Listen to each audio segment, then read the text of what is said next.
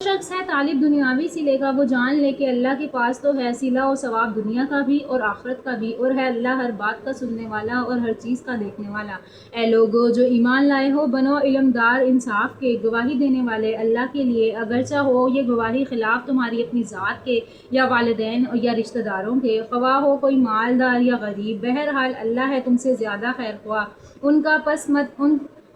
پس